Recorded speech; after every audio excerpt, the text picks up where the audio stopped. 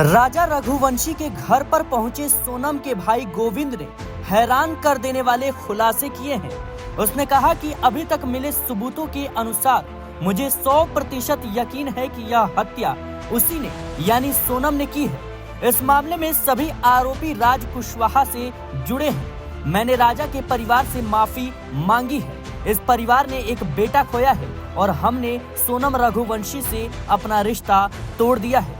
बता दें दर्शकों कि गोविंद ने आगे कहा कि राजा मुझे बहुत प्रिय था। सोनम ने ये क्यों किया मुझे नहीं पता। सभी आरोपी राज कुशवाहा से ही जुड़े हैं। सोनम दोषी है तो उसे फांसी की सजा दी जाए। गोविंद ने राज के साथ सोनम की वायरल हो रही फोटो पर भी बयान दिया।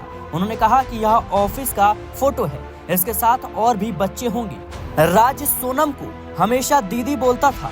3 साल से राखी बांधते थे। मेरे साथ बैठकर घर में सोनम ने राज को राखी बांधी है। जब मुझे कॉल आया तो वह फूट फूट कर रो रही थी। मैंने पुलिस को वहां भेजकर सोनम को पकड़वाया। मैं सच के साथ हूं। इस केस में वकील मेरी तरफ से ही रहेगा। गोविंद ने आगे कहा कि सोनम ने कबूल किया है, लेकिन उससे पहले सोनम गुनहगार है। मैं आपको कह चुका हूं।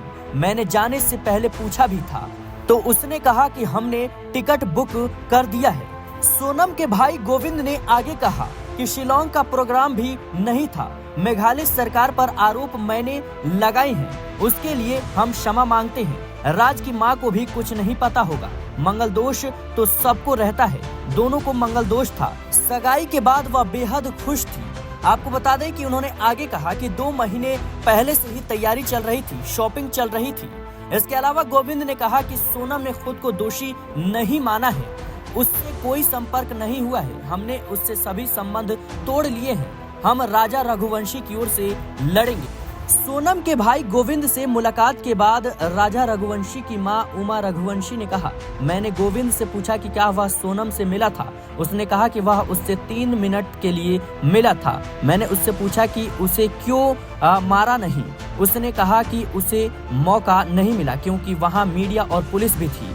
गोविंद ने कहा कि सोनम को फांसी पर लटका देना चाहिए। उसे राजा के लिए दुख है, सोनम के लिए नहीं। गोविंद की कोई गलती नहीं है। इससे भी बड़ा चौंकाने वाला खुलासा बता दें कि राजा रघुवंशी की भाभी किरण रघुवंशी ने किया है। उन्होंने कहा कि सोनम के पास 2 फोन थे।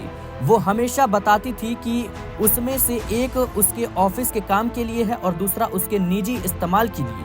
मैंने उसे अक्सर फोन पर बात करते नहीं देखा, लेकिन वो फोन पर संदेश भेजती रहती थी। उसका फोन हमेशा उसके पास ही रहता था। मैं मांग करती हूँ कि उसे जल्द से जल्द फांसी दी जाए। हमने एक प्रियजन को खो दिया है, हमें कुछ भी संतुष्ट नहीं कर सकता। सोनम के भाई गोविंद ने हमसे माफी मांगी और कहा कि अगर उसकी बहन दोषी है तो उसे फांसी दी जानी चाहिए। हमें किसी की माफी की जरूरत नहीं है, उसे फांसी दी जानी चाहिए। फिलहाल के लिए इस रिपोर्ट में इतना ही। देश और दुनिया की तमाम खबरों के लिए बने रहें नेक्स्ट 9 न्यूज के साथ।